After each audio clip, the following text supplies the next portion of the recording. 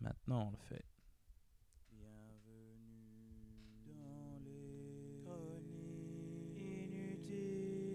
Et ben voilà, bienvenue dans les chroniques inutiles.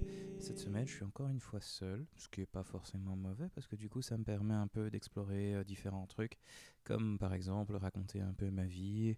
En fait, j'avais toute une liste de sujets intéressants que je voulais aborder, allant de la politique de l'identité, allant des contenus sponsorisés jusqu'à Big Data et tout ça. Et puis, je me suis rendu compte, il y a assez de tout ça sur le net, donc je vous invite à rechercher tout ça vous-même. Et du coup, ce que je vais faire, c'est que je vais parler un peu plus des croyances. Parce que voilà, il y a plein de trucs quand même intéressants à dire là-dessus. Donc je me suis même préparé. J'ai noté des trucs et tout ça. Et donc oui, ça c'est un peu. Et je vais peut-être aussi dire tout de suite vers où je vais. Parce que donc j'ai déjà fait un épisode en solo sur l'histoire et comment l'histoire peut être utilisée pour manipuler l'opinion. J'ai parlé aussi de la narrative ou comment des histoires dominantes peuvent faire que certaines personnes sont considérées comme folles ou pas folles ou quoi que ce soit. Hein, c'était sur aller sur la Lune, si je me trompe pas, qu'on n'est jamais allé sur la Lune.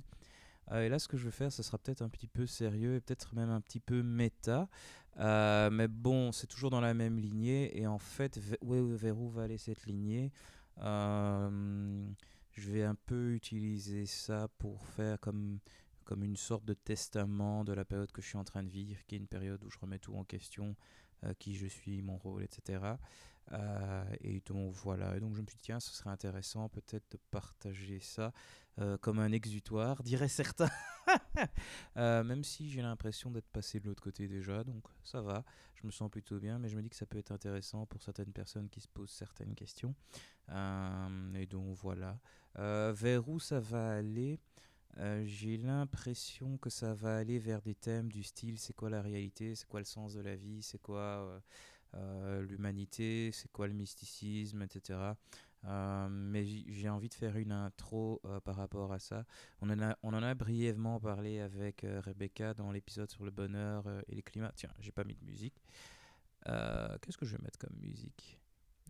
Je vais mettre Bassotti, tiens, c'est très bien. Donc on en a parlé brièvement avec l'épisode sur Rebecca. Et donc je me suis dit, tiens, je vais aller un peu plus en détail. Ma conception du bazar. Encore une fois, la plupart des trucs que je vais dire, tout ça est trouvable en plus de détails et avec beaucoup plus de trucs. Je veux dire, sur le net, moi ce que je fais, c'est que je dis mon parcours.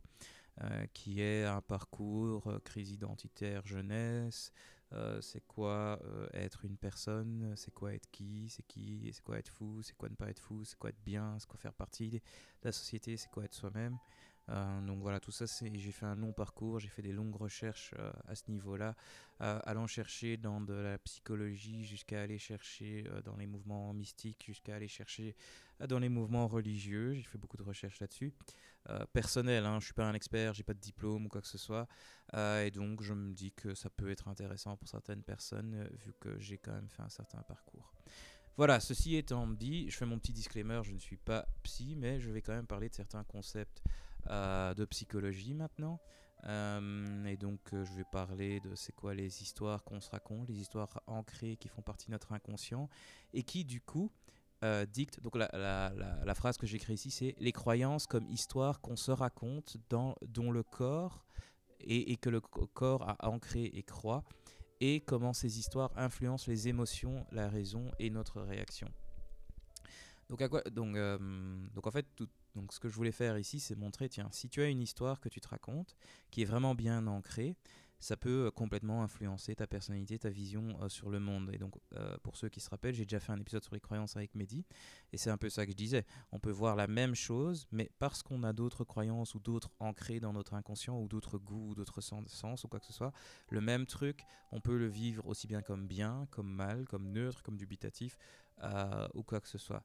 Et donc là-dessus, je rajoute aussi les valeurs qui sont aussi pour moi des croyances, mais comme des concepts de l'absolu. Si par exemple, moi comme valeur, j'ai la raison, bah, ça veut dire que moi, dans mon système de croyances, je crois que la raison, c'est un truc c'est le truc le plus important, quoi. Si quelque chose ne suit pas la raison ou ce n'est pas raisonnable, bah alors c'est de la merde et on peut le jeter de côté, quoi.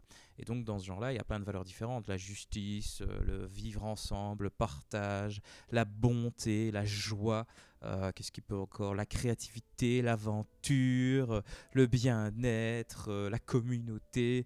Enfin, tout ça, ce sont des espèces de mots qui sont importants. Et c'est très simple, hein. Quand vous parlez à quelqu'un, vous remarquerez qu'il y a certains mots qu'ils utilisent quand même souvent. Et ouais, souvent, il y a des valeurs derrière. Et qui font que... Parce que, bon, ça, c'est... Je sais pas exactement c'est quel truc, quelle théorie en psycho qui dit ça.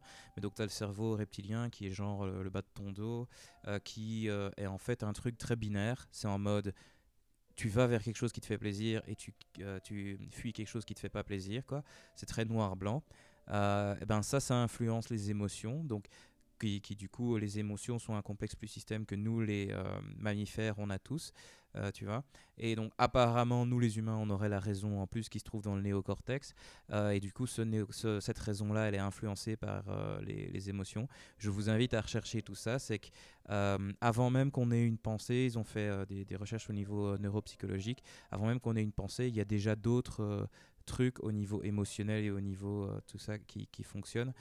Bien sûr, je suis absolument pas expert, mais donc en gros, la raison, en fait, c'est le dernier rempart. En fait, c'est à dire la raison, en fait, ce n'est pas au top, c'est en dessous. C'est-à-dire que la raison est influencée par les émotions, qui elles-mêmes étant influencées par ce réseau reptilien.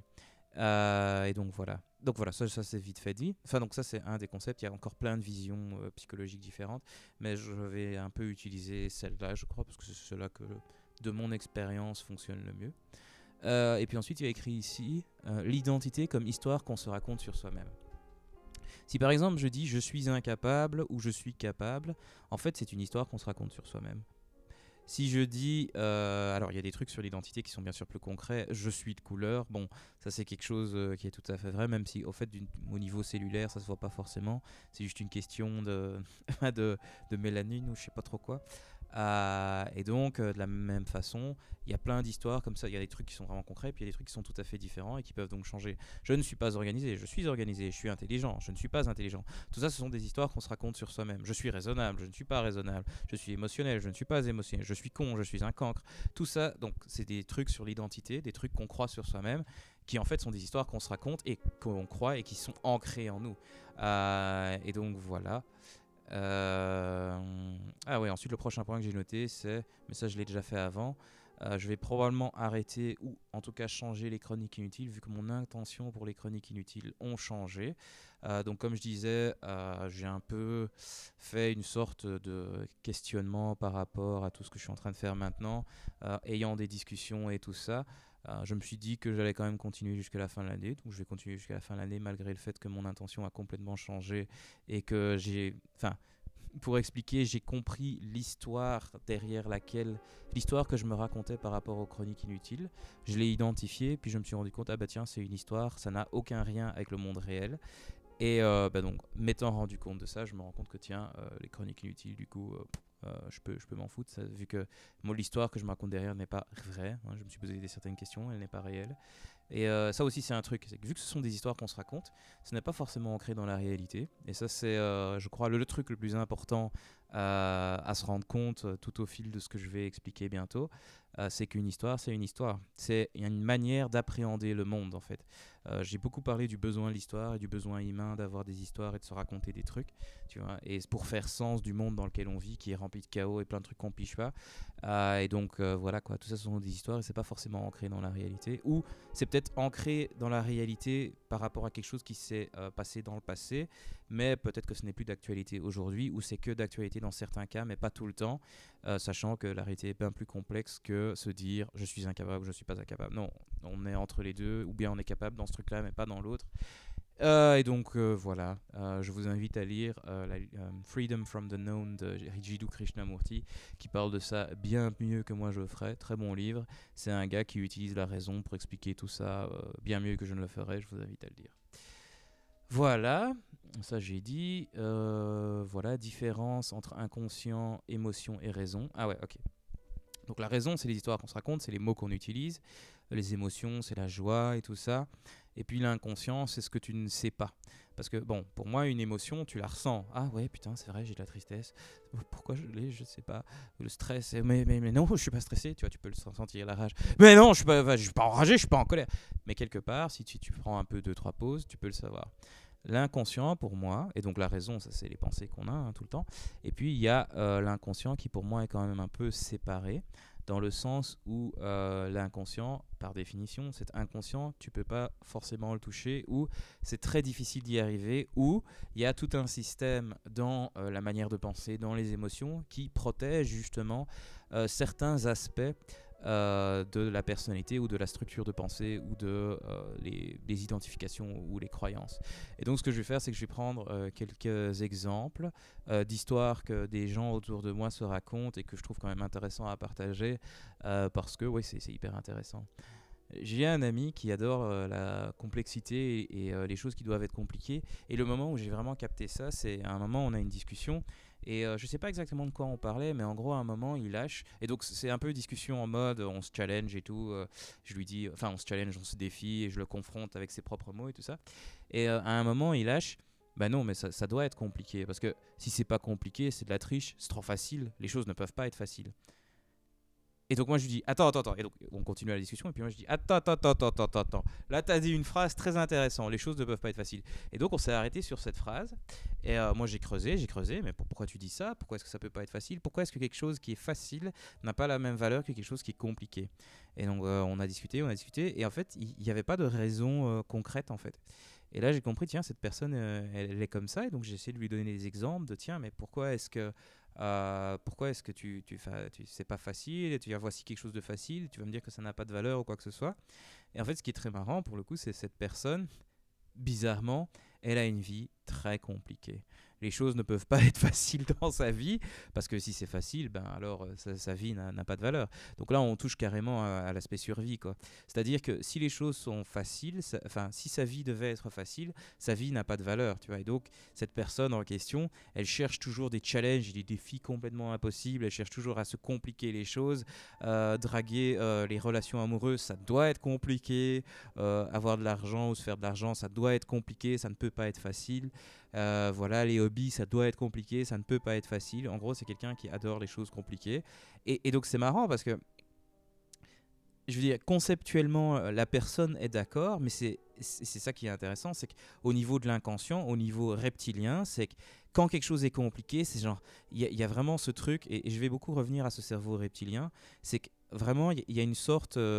Enfin, je vais parler un peu de mon théâtre avant de continuer là-dessus. Donc, quand je faisais du théâtre, en fait, c'est vraiment le moment où j'ai commencé à comprendre l'humanité, parce que le prof, Geoffroy Rousseau de Place aux Artistes, le truc sur lequel lui, il investissait beaucoup de temps, c'était vraiment sur l'aspect ressentir le corps et ressentir vraiment les émotions et dire les choses de manière honnête, en fait.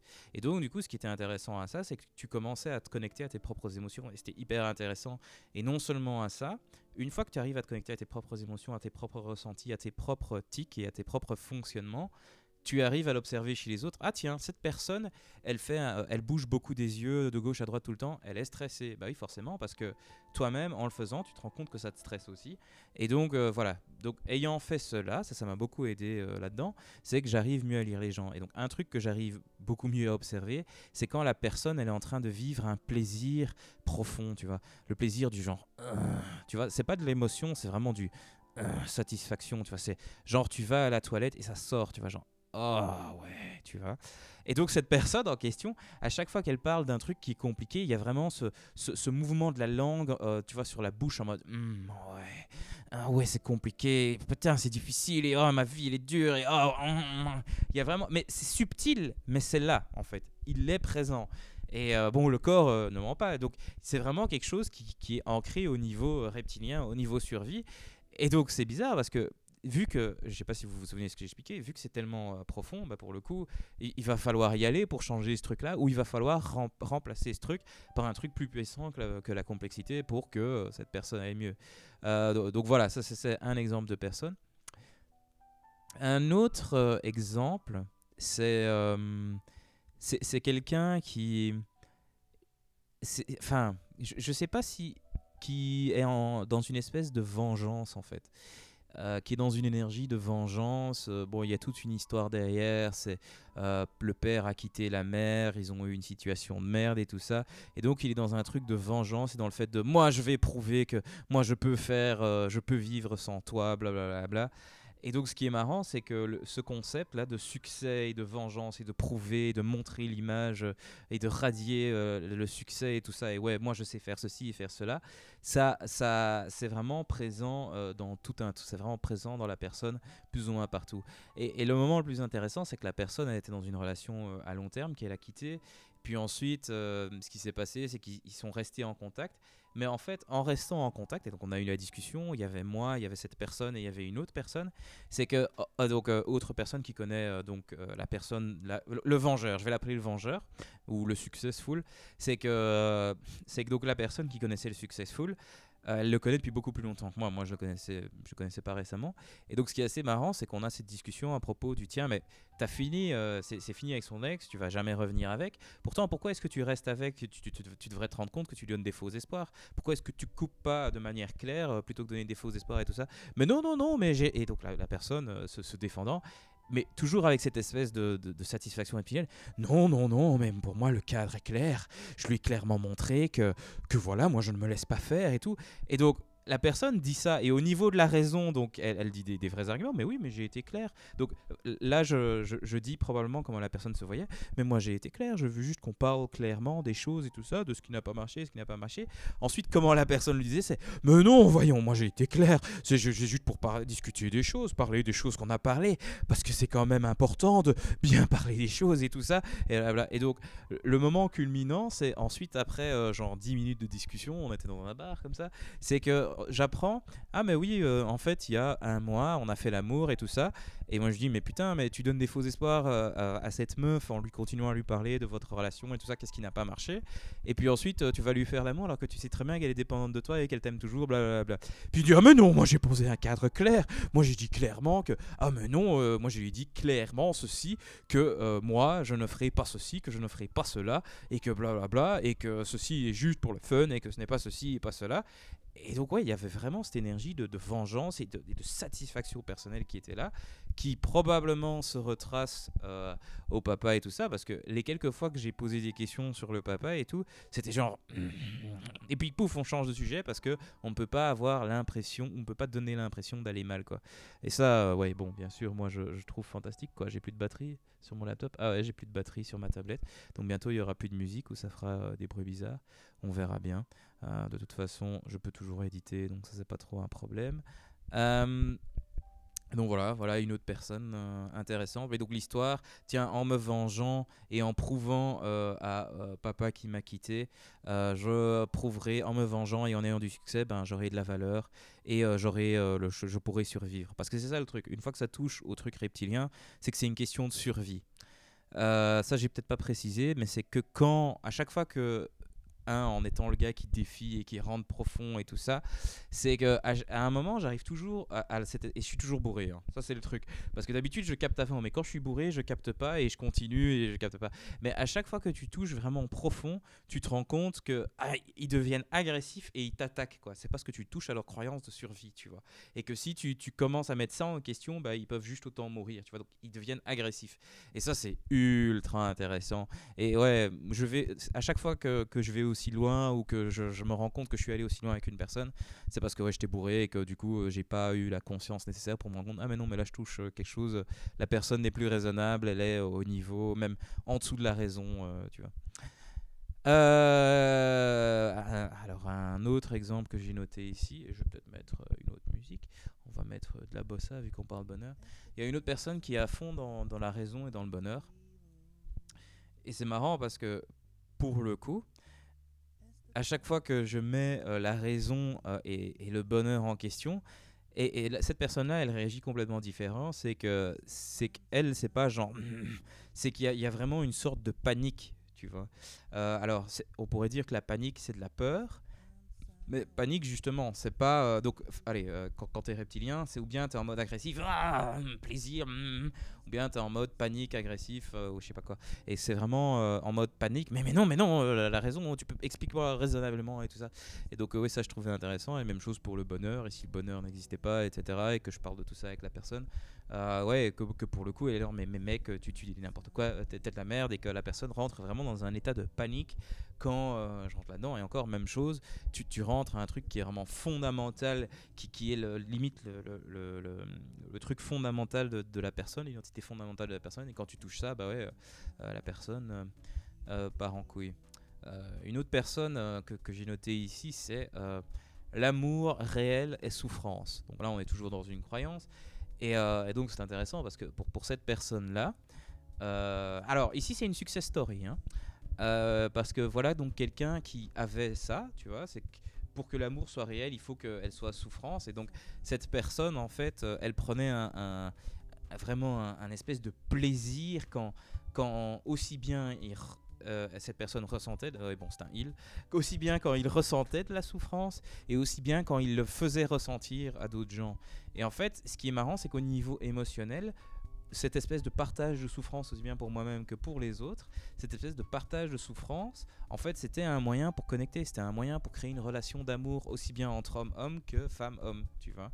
C'est que la relation d'amour n'est que réelle s'il y a de la souffrance présente. Et donc là, on est au niveau reptilien et donc au niveau de la raison, mais bien sûr, tu peux parler à la personne, mais non, moi, j'ai pas envie que l'amour soit blablabla. Et donc ça, c'est un success story, c'est que j'ai vu cette personne s'en rendre compte. Et j'ai vu cette personne, bon, aller faire tout un travail thérapeutique avec des vrais thérapeutes et tout ça, et s'en sortir en fait, et qui maintenant est tout à fait dans une autre énergie, une énergie de joie. Donc je suis en train de dire, il y a moyen de changer ça. Mais il faut d'abord l'identifier, bien sûr. Une fois que la raison l'a identifié, parce que c'est ça, hein, la raison peut identifier des trucs et puis faire des trucs qui sont inconscients, mis en conscience, peuvent changer, bien sûr. Et donc le truc, c'est que c'est ça, c'est que, donc cette personne ou il ne pouvait pas avoir une relation ou ne pouvait pas avoir une relation normale et stable parce que ouais, ça devait foirer, enfin ça devait être rempli de souffrance et donc étonnamment, ou bien lui quittait parce que et il se faisait chier ou parce que ça pleurait trop ou bien l'autre personne quittait parce qu'elle faisait chier ou qu'elle faisait trop. Donc voilà. Il y a une autre personne que j'ai notée ici et ça c'est j'ai noté l'amour et la pitié. Alors ça c'est ultra intéressant, j'étais encore bourré mais je l'ai capté vraiment étant bourré et une fois que la personne a commencé à me postillonner dessus et ici c'est très intéressant parce que donc au niveau reptilien, ma satisfaction, je l'obtiens quand les gens ont pitié de moi. Ok, donc, oh, ils ont pitié de moi, tu vois, là, on est là. Et donc, cette personne, donc déjà, elle bégaye. Donc, je rigole, mais en fait, c'est pas drôle. Mais vous allez comprendre pourquoi je vais rigoler avec l'explication que je vais faire tout de suite. Donc, c'est une personne qui bégaye. Et qui du coup demande de l'aide tout le temps, qui se montre comme pitoyable, alors j'arrive à rien, je ne réussis rien. Alors que c'est quelqu'un de très intelligent, qui a beaucoup d'humour, mais non, je ne réussis rien, je ne sais rien faire, oh vous avez vu comme je suis con, blablabla, qui joue ce rôle-là tout le temps. Et à un moment, il vient chez moi, j'étais bourré. Bon ok, il et elle, c'est pas important du moment que je dis pas qui. Et donc à un moment, il vient chez moi, et donc moi je suis bourré, et il me parle, et il me dit tiens, mais putain François... toi t'arrives à faire des trucs et puis je vois qu'il y a des gens parfois qui te parlent et puis qui du coup ils commencent à vivre mieux et tout ça. Bon, voilà. Je paraphrase, hein, mais vas-y, qu'est-ce que je peux faire? On discute. Ah mais tu peux faire ça, tu peux faire ça, tu peux faire ça, tu peux faire ça. Et en fait, au fur et à mesure que je lui montre que les excuses qu'il met devant lui pour ne pas réussir certaines choses, que je lui dis c'est des excuses et qu'il pourrait très bien réussir et accomplir les rêves qu'il veut, il suffit juste de faire un A, B, C, D, E. J'ai remarqué un truc. Petit à petit, il bégayait de moins en moins. et donc moi je me dis ah tiens c'est intéressant et il devenait de plus en plus agressif. Mais vraiment agressif et vraiment en mode mais non tu peux pas m'aider, non François ça ne va pas marcher, moi je ne vais pas, vraiment il devenait agressif tu vois.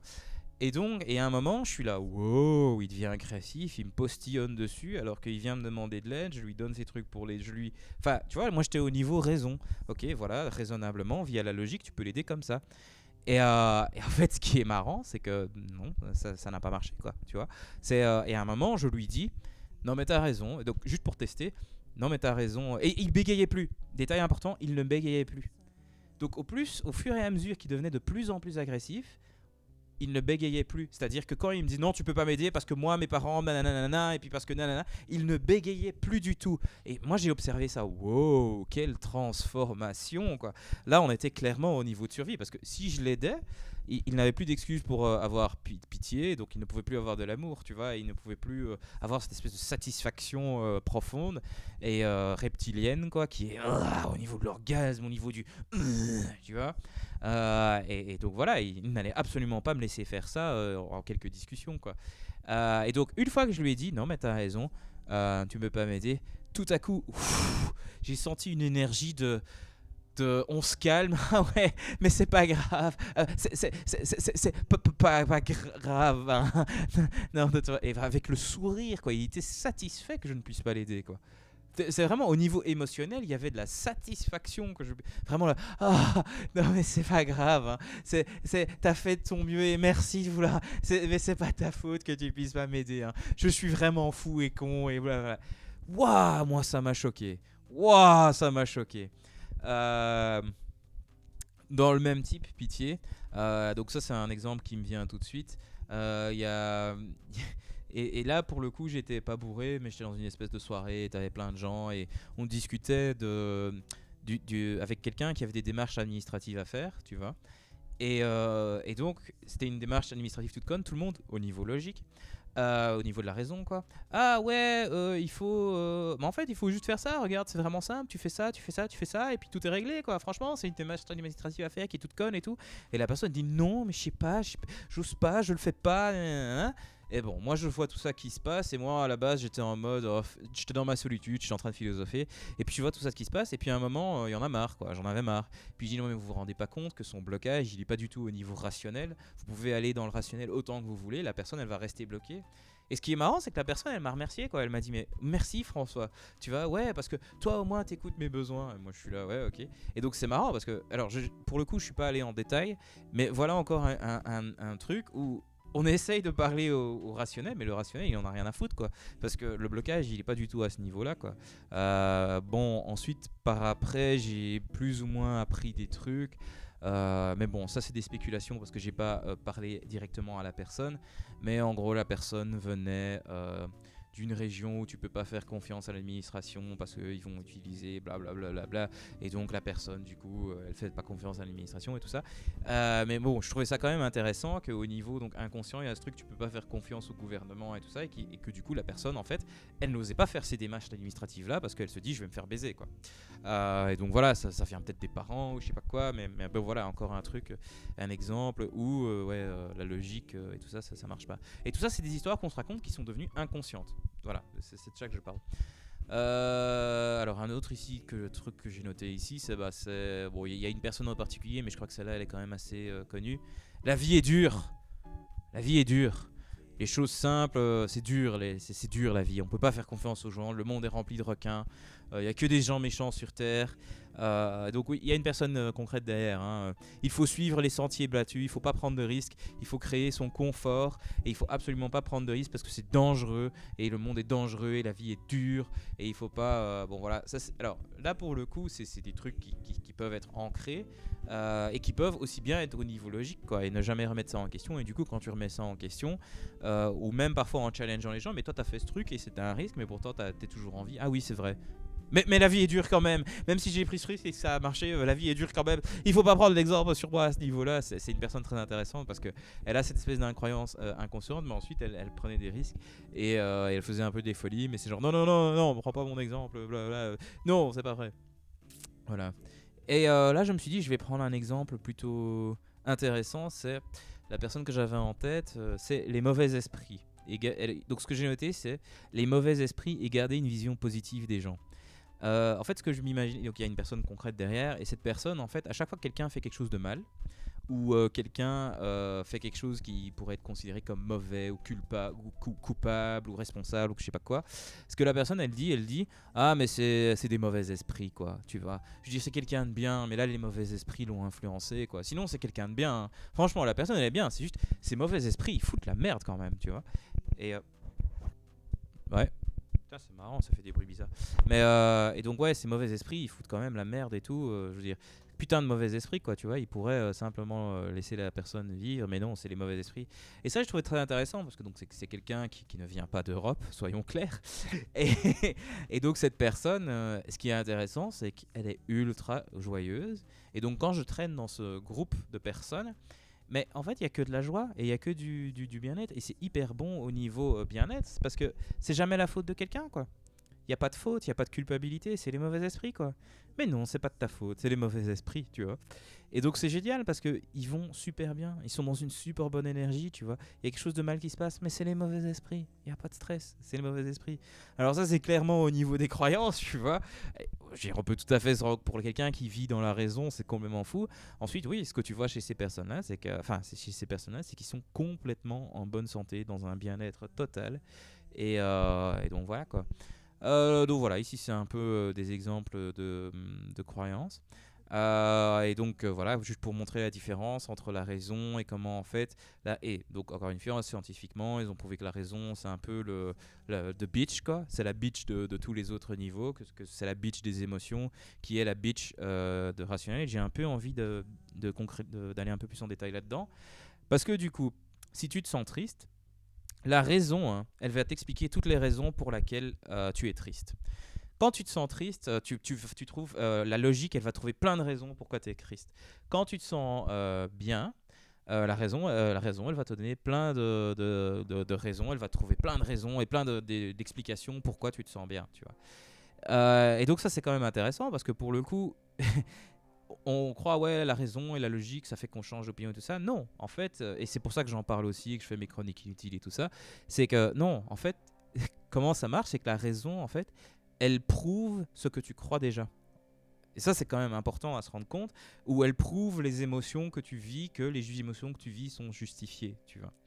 Donc ça sert à rien de dire à quelqu'un, ça ne sert à rien de s'énerver, ça ne sert à rien d'être triste, ta joie n'est pas ancrée ou ta dépression n'est pas logique. Ça ne sert à rien parce que la raison, encore une fois, est en dessous de ce niveau émotionnel. Et ce niveau émotionnel est vraiment la bitch de ce niveau de survie. Tu vois. Il y a beaucoup de philosophes qui disent, enfin, il y a beaucoup de gens qui viennent du tiers-monde que j'ai rencontrés en voyage qui disent, tiens, je me demande à quoi ressemblerait l'Occident si on met, ou tous ces gens civilisés, si on les mettait dans les situations de vie que nous on vit ici.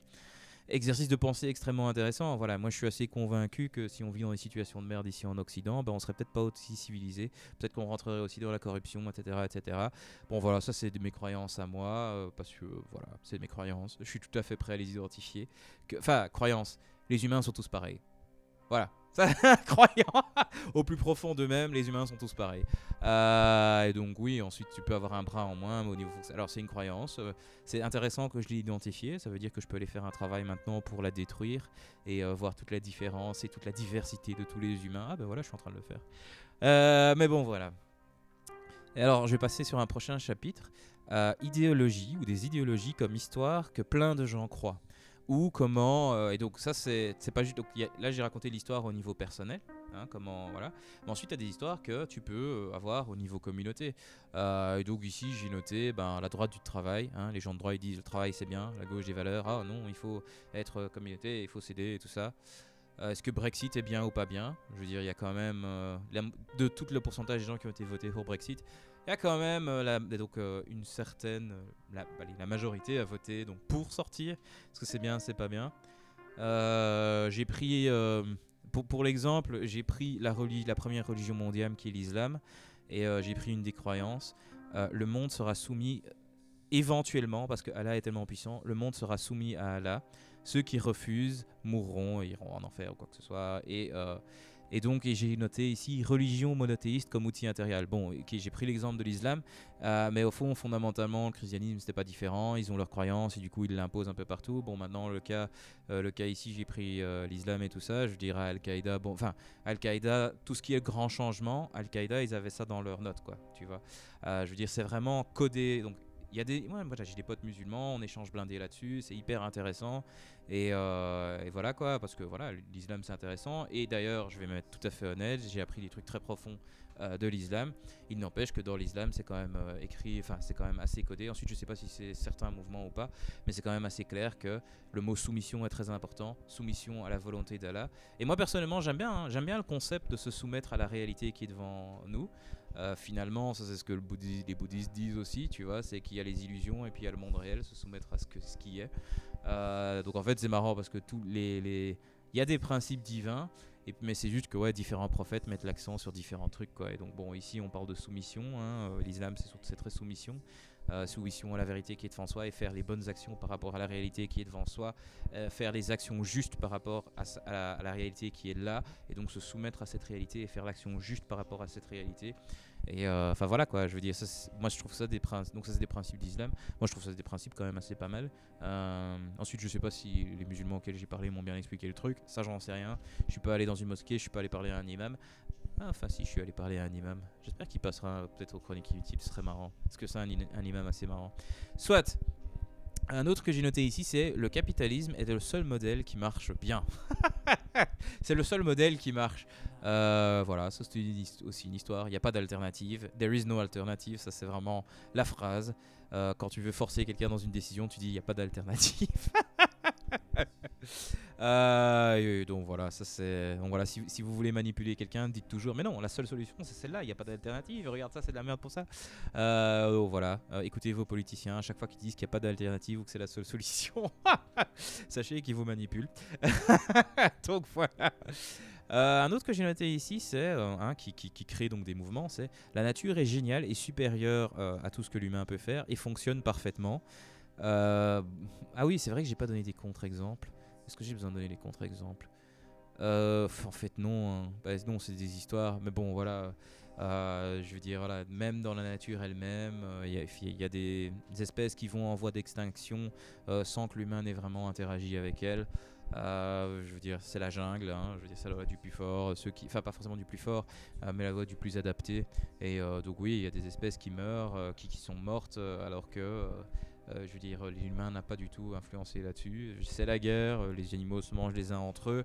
Voilà, je veux dire, nous en tant qu'humains, on a quand même aidé ça.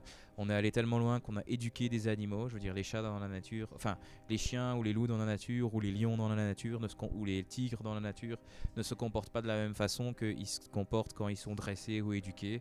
Hein, parce que on a tous vu les vidéos sur Facebook de oh regarde, il donne le câlin à l'humain, c'est trop beau, oh mon dieu. Et si tous les mammifères et si tous les animaux étaient gentils. Ouais mais non, quand ils sont dans la jungle, ils se comportent complètement différemment que quand ils se comportent dans un environnement où ils sont bien nourris, bien éduqués, où ils sont en sécurité quoi. Alors c'est très intéressant parce que ça m'amène à mon prochain point qui est l'éducation et le dressage. Je vais d'abord faire un petit commentaire sur le dressage. C'est que ouais, ok, ouais, bon, tiens, le dressage, l'éducation, et puis pacifier et tout ça, ouais, c'est quelque chose qui peut tout à fait s'apprendre, qui du coup, oui, change le comportement d'un animal et de sa nature et de son fonctionnement humain. Et donc le prochain truc que j'ai noté, c'est il faut éduquer, il faut bien éduquer l'humain et bientôt pour faire progresser l'humanité. Parce que voilà, donc il faut dresser nos petits-enfants pour qu'ils se comportent comme de bons citoyens. je rigole parce que j'ai des trucs...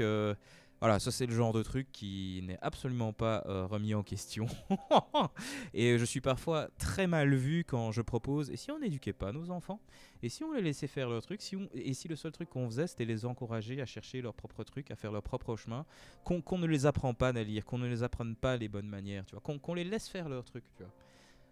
Franchement, mais souvent je suis beaucoup plus radical que la plupart des gens qui proposent Steiner ou quoi ça. Parce que moi j'aime bien aller dans les extrêmes pour illustrer certains points. je suis plus radical que ça. Et bon, moi j'ai vu, hein, enfin bon, moi j'ai vu des endroits où où j'ai vu des familles où ça se fasse comme ça. Bah tu sais quoi, les enfants ils survivent. C'est quand même assez marrant. Les humains ils savent s'adapter, même le fait ils sont pas éduqués, tout ça, ils arrivent à survivre. Et ensuite le progrès de l'humanité, bon ça c'est intéressant quoi. Bon, là, on va rentrer dans mes croyances. Je sais pas si c'est des croyances, c'est plus des intuitions, que je suis pas sûr, j'ai pas de preuves ou quoi, mais j'ai comme ça cette impression qu'en fait l'humanité n'a pas progressé. Tu vois.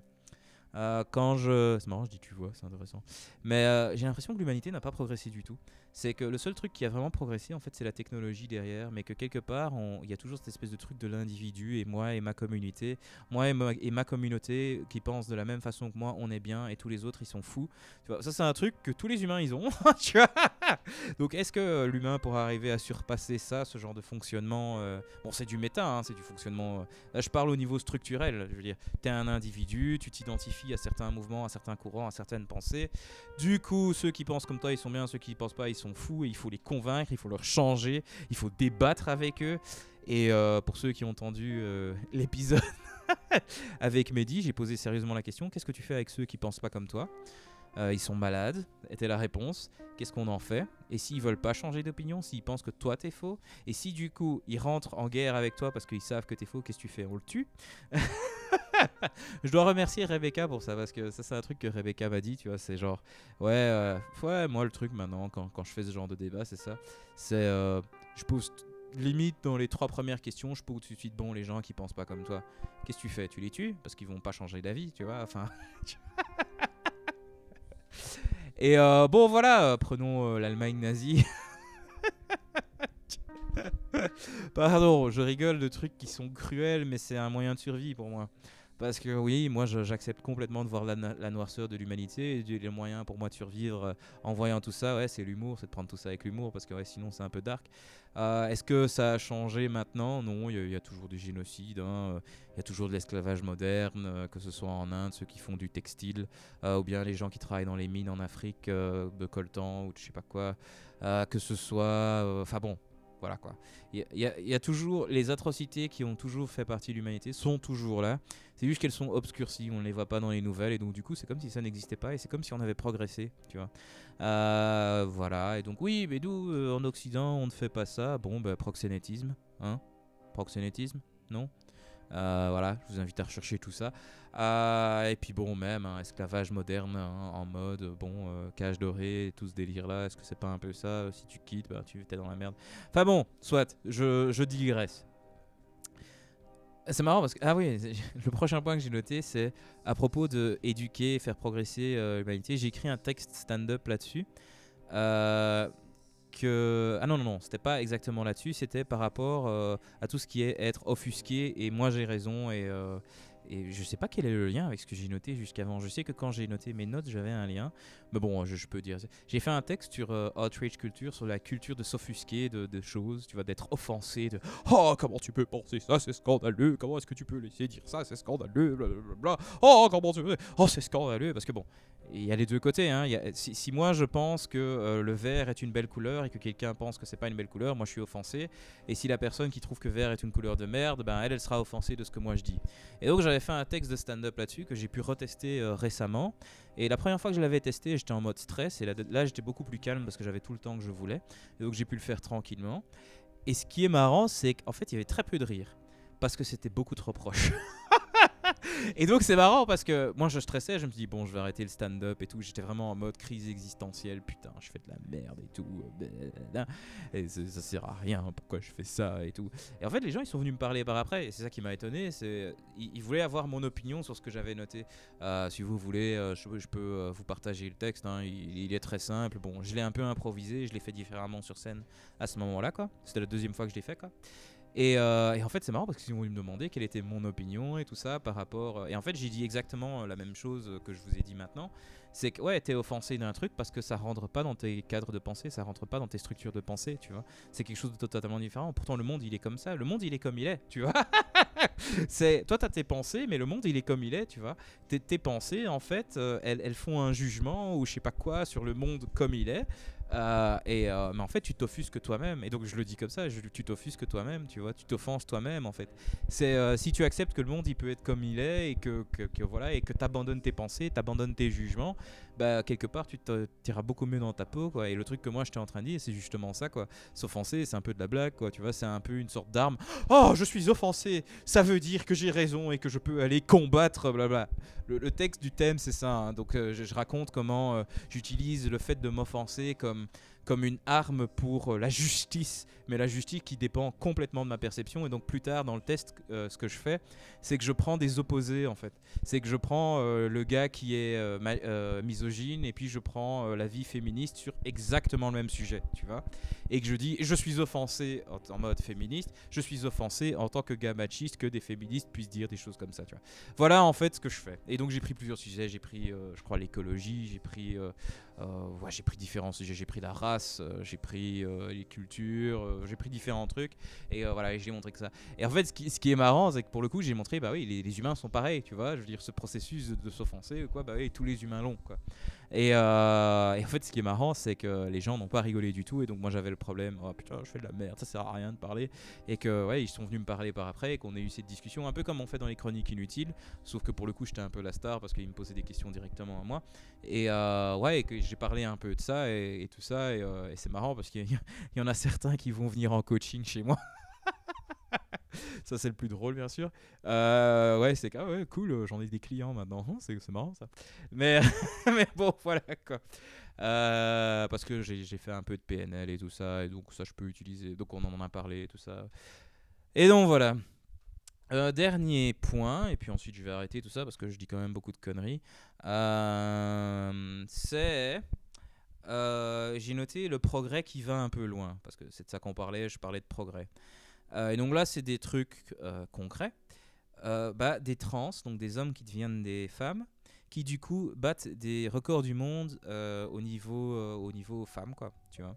Et ouais, c'est tout à fait ok. Donc cette personne a passé toute sa vie avec du testostérone en plus, hein, donc plus de muscles, hein, tout ce que tu veux, et qui du coup battent des records du monde dans tout ce qui est pour porter des poids ou bien courir plus vite et tout ça. Voilà, je veux dire, ça c'est du progrès. On accepte que l'homme devienne une femme, et même administrativement et tout ça, et on accepte même qu'elle batte des records du monde. Perso, moi je trouve ça dégueulasse pour toutes ces femmes qui du coup n'ont pas pris de testostérone et qui du coup sont un peu désavantagées à ce niveau-là, quoi. Donc voilà. Yes. Alors j'ai écrit dead naming, mais je sais pas ce que ça veut dire. Ah oui, mais en tout cas le point que j'ai noté juste après, c'est virer des gens de Twitter si on appelle Caitlyn Jenner Bruce Jenner. Donc il y a, je sais pas si vous savez qui est Bruce Jenner, c'est genre le mari d'une des Kardashians ou je sais pas trop quoi, qui était un athlète fantastique qui en gros est devenue une femme, hein, qui a changé de sexe, tout ce que tu veux. Elle a changé de nom aussi, donc là je dis elle, c'est marrant, t'as vu, je suis hyper dans le monde moderne, c'est trop cool. Je dis elle, et donc elle s'appelle Caitlyn maintenant, et donc il y a des gens qui ont été virés de Twitter parce que ils ont référé, ils ont dit Bruce Jenner, quoi, et donc ils se font virer de Twitter. Voilà, ça ne se fait pas. Le progrès, c'est d'accepter que Bruce est devenu Caitlyn et qu'il faut l'appeler Caitlyn maintenant. Et si tu ne le fais pas, on te vire de Twitter. Voilà. Appropriation culturelle et échange. Ah oui, oui, oui, oui, oui, oui, oui. C'est marrant parce que si vous écoutez cet épisode assez tôt, tiens, d'ailleurs, je pourrais lire en fait ce texte si j'ai envie. Je pourrais lire le texte. J'ai écrit un texte pour What Is It, pour l'appropriation culturelle versus les échanges culturels. Et donc, ouais, ce que j'ai un peu illustré dans ce texte, si vous voulez le texte en entier, je peux l'envoyer. Ou bien vous pouvez écouter l'émission What Is It, parce qu'il y a de la bonne musique et tout, avec des gens cool.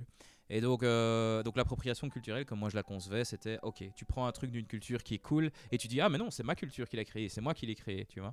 Et donc maintenant non, l'appropriation culturelle ça va loin. Donc maintenant c'est devenu ok, tu fais un restaurant de tacos, c'est les États-Unis, hein. Tout ça c'est les États-Unis, hein, soyons clairs. Tu fais un restaurant de tacos, mais tu es une blanche. Ah mais non, tu es une blanche, tu peux pas faire un restaurant de tacos, et donc le restaurant a dû fermer, quoi. Ça va, parce qu'ils font de l'appropriation culturelle à propos des tacos ou des burritos ou je sais pas quoi, tu vois. C'est aussi, ok, il y a un opéra où il y a des Égyptiens, ça c'est à Londres, non à Bristol, pardon. Il y a un opéra où il y a des Égyptiens, je crois que c'est Aïda, Et ah bah non, c'est des blancs qui jouent des Égyptiens. Ben non, ok, ils ont dû fermer, ils ont dû annuler tout cet opéra, enfin toute cette représentation, parce qu'il n'y avait pas des Égyptiens qui représentaient des Égyptiens. Enfin voilà, voilà. Euh, c'est quand même assez marrant. Il y a Disney qui a fait un film sur les Maoris. Et donc ils voulaient vendre un costume Maui, qui est le costume que portait le héros dans ce film Disney, ou dans ce dessin animé Disney. Ah bah non, les Maoris se sont plaints, du coup Disney a dû retirer ce costume qu'eux-mêmes ont designé dans leur film. Je trouve que ça va un peu loin, parce que voilà, dans tous les exemples que je crois avoir donnés, c'est complètement différent de prendre quelque chose d'une culture et dire que ça vient de la tienne. Non, c'est juste, enfin là, tu prends telle ou telle info et tu t'en racontes ton propre truc, t'en fais ton propre truc, quoi. Une autre histoire à ce niveau-là, et je vais plutôt faire mon commentaire après te raconter ça. Il y a un rédacteur en chef au Canada qui s'est fait virer parce que il a stimulé en fait des auteurs à enfin donc des écrivains, hein, donc il a invité genre à parler sur c'est quoi l'écriture et tout ça, comment est-ce qu'on écrit, c'est quoi la fiction, et il a en fait stimulé les écrivains à écrire de choses qu'ils ne connaissent pas pour se stimuler, pour parler de sujets qui ne sont pas parlés, quoi, tu vois, et donc de parler de personnages qui ne viennent pas de sa propre origine ethnique et tout ça. Bon, moi je connais pas du tout le contexte de pourquoi il a dit ça, mais en gros, oui, le gars a été viré de son job parce que non, en tant qu'écrivain, on ne peut que parler de ses propres réalités, tu vois. Moi, je trouve ça assez marrant parce que le premier, enfin, espèce de livre que j'ai écrit, c'est justement ça. Ouais, je pars du point de vue, le personnage principal est une femme psychotique de 40 ans. Je ne crois pas être une femme psychotique de 40 ans. Du coup, est-ce que je fais de l'appropriation culturelle? Mais donc voilà, tu vois, c'est absolument pas, je suis absolument pas ça. Et le truc, c'est que. Et je me dis, mais putain, ça va 10 fois trop loin, quoi. Oui, donc Tintin au Congo, ça ne pourrait pas être fait. Enfin, bon, voilà, je comprends parce que Tintin au Congo, il y a des trucs qui sont un peu mal vus, et puis tu connais pas la culture, donc tu devrais pas faire raconter là-dessus. Ouais, enfin, je sais pas. Pour moi, il y a quand même une grosse différence entre. Enfin, bon, soit, je vais pas faire tout le débat là-dessus. Il y a le texte, si vous voulez, je vous l'envoie. Voilà. Et donc le progrès qui va un peu loin, je continue le prochain point. Euh, si on enlève les mauvais comportements ou si on punit les gens pour les mauvais comportements ou quoi que ce soit, il n'y aura que du bien.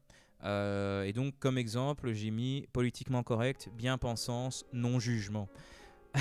Alors c'est drôle parce que récemment, je crois que ça c'était en juillet, quelque chose comme ça. Non, c'était pas en juillet. Non, en fait, je vais pas préciser parce que ça va être trop facilement identifiable. Mais donc j'avais une conversation comme ça avec des bien-pensants et ils faisaient toute leur comment dire, leur prosélytisme de la bien-pensance et du non-jugement et tout ça, et de la bienveillance et de l'énergie positive et de l'amour et de dire du bien et tout ça. Et voilà, et que ça aide et tout ça. Et puis moi, je fais une remarque directe. Non, mais c'est de la merde ce que tu dis. Attends. Enfin, non. C'est ça qui est doué. C'est là où c'est bien sûr très fort. C'est qu'ils ont pas dit non, mais c'est de la merde ce que tu dis.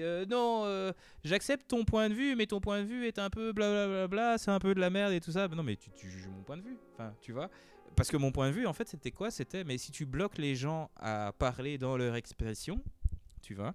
Si tu les bloques et que tu ne, en fait, bloques la libre expression de la personne, tu bloques en fait l'échange. Tu vois. Donc on était dans une espèce de, voilà, tu bloques en fait l'échange entre les gens parce que du coup ils n'échangent plus de manière sincère et honnête et ouverte, mais ils mettent des pincettes et du coup il faut apprendre des règles du jeu pour communiquer, et du coup ouais, la communication ne se fait pas de manière directe et ouverte. Et moi mon point de vue c'était bah du coup l'échange il sera pas aussi peut-être intéressant et direct et honnête qu'il sera si tu portes des pincettes, quoi. Et donc pourquoi j'ai fait la remarque, c'était que, justement pour dire mais du coup alors tout le monde dit des choses correctement, politiquement correct, et il n'y a pas d'échange alors parce que du coup il n'y a rien qui choque, il n'y a rien qui baisse et il n'y a pas de clash, il n'y a pas de conflit. Et voilà, on m'a bien dit non mais François, c'est des jugements là. On m'a plus ou moins dit que j'étais en train de juger là. Et donc, alors que je croyais que j'avais un bon point. Je sais pas, à vous de faire votre point de vue. Moi, je trouvais ça intéressant. En tout cas, il y a un truc qui est sûr. Moi, mais ayant été complètement refusé mon point de vue comme ça, bah voilà, je me permets de juger ces gens, hein. Comme je suis sûr que de leur côté, ils me jugent et ils me disent que je suis quelqu'un qui juge. Donc c'est parfait, jugeons-nous les uns les autres, hein. Jouons à ce jeu-là, quoi. Et puis le dernier point que j'ai noté, et puis on est plus ou moins à la fin, propager la démocratie même via la violence. Et puis j'ai noté, nota bene, j'ai noté Game of Thrones. Attends, la musique est finie ou quoi? Ah non, elle est pas finie. Pourquoi j'ai noté Game of Thrones? Moi j'étais un des rares gars qui était, quand j'ai vu l'avant-dernier épisode de Game of Thrones, moi j'ai applaudi quoi. C'est genre, je me suis levé, j'étais là.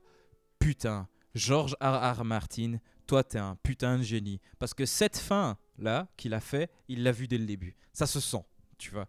Parce que tu vois, il y a un Rags to Riches, tu vois, de Daenerys Targaryen, tu vois, en mode la meuf qui est beauf, qui claque, qui est rien du tout, elle sert à rien, et puis tout à coup elle devient la reine et elle aide les pauvres et elle tue les méchants et tout, pour ensuite terminer en mode non mais moi j'apporte la justice. Je bute tout le monde. Je bute tout le monde qui n'est pas d'accord avec moi. Moi, j'ai la justice. Moi, j'ai raison. Moi, je sais ce qui est bien. Et donc, j'ai écrit propager la démocratie, aller faire des guerres au nom de la démocratie. Oh, mais non, c'est un tyran. Allez, comment on dit, un dictateur, tu vois. Bon, ben, regarde, on a tué, comment il s'appelle allez, le Saddam Hussein. Tu vois, maintenant, le pays est complètement foutu. Même chose pour Kadhafi. Il y avait de l'ordre plus ou moins dans le pays. On l'a buté. Maintenant, c'est complètement le bordel. Euh, Donc je dis pas être dictature, c'est bien. Je dis juste propager la démocratie, c'est peut-être pas génial non plus. Et donc voilà, là pour le coup, ce cher George R. R. Martin, il a utilisé un personnage sachant que tout le monde va s'identifier à ce personnage. Tout le monde, quoi. Enfin, elle est géniale. Et c'est une meuf, elle se bat pour le bien, tu vois. Et en même temps, parce qu'il faut se rappeler aussi Game of Thrones, ils voulaient 10 saisons à la base, mais les acteurs en avaient marre, ils voulaient continuer leur carrière et tout ce que tu veux. Et donc, normalement, cette transition du personnage, il allait la faire plus longue. Et je suppose que dans les livres, cette transition du personnage, il allait mieux le faire. Donc, oui, je suis tout à fait d'accord. La fin est bâclée, ils auraient pu mieux faire. Mais le choix scénaristique, bravo, quoi. Bravo. Et donc, voilà, propager la démocratie au nom de. Voilà. Et donc, ça, c'est le progrès, hein, parce que la démocratie, c'est bien. Tu vois, l'idéalisme, la justice, c'est bien, tu vois. Donc le propager, c'est bien, c'est du progrès, c'est bien. Quels qu'en soient les coûts, hein, c'est bien. Il n'y a pas d'autre système qui marche. Le mien, c'est le vrai, tu vois. Et donc voilà. Euh, c'est marrant parce que le prochain point que j'ai noté, c'est dans le prochain Stolo, parler de la dualité et de l'individualisation, le rôle du cerveau, le filtrage, etc. etc. Donc ouais, en fait, dans le prochain que j'allais faire en solo, j'allais parler bien sûr de mon point de vue et de mon vécu et tout ce que tu veux. C'est comment justement est-ce que le cerveau il fait ça, tu vois. Et puis j'allais parler aussi un peu de, et donc je vais aller un peu plus loin. Je vais parler de mysticisme. Tiens, qu'est-ce qui se passe une fois qu'on abandonne les histoires qu'on se raconte? Parce que ça, c'est pour les gens qui sont raisonnables, qui sont dans la raison et tout ça. Voilà, je crois que j'ai des histoires assez intéressantes à raconter à ce niveau-là. Ouais, parce que bon, il y en a certains qui disent oh ouais, l'éveil c'est ça, c'est se libérer de toutes les histoires qu'on se raconte, blablabla. Bon, et bon, c'est intéressant. Je prétends pas être éveillé parce que être éveillé, c'est être dans cet état-là de manière permanente. Moi, je crois que je l'ai plutôt vécu de manière temporaire. Et donc le truc, c'est que c'est ça, ou de manière temporaire ou quoi que ce soit. Et ouais, qu'est-ce qui se passe quand tiens, c'est marrant. Je crois que je vais pas garder tout ceci. Parce que tout ceci, c'est quand même un peu. Bon, je reprends. Donc dans le prochain solo, parler de la dualité, de l'individualisation, du rôle du cerveau et tout ça.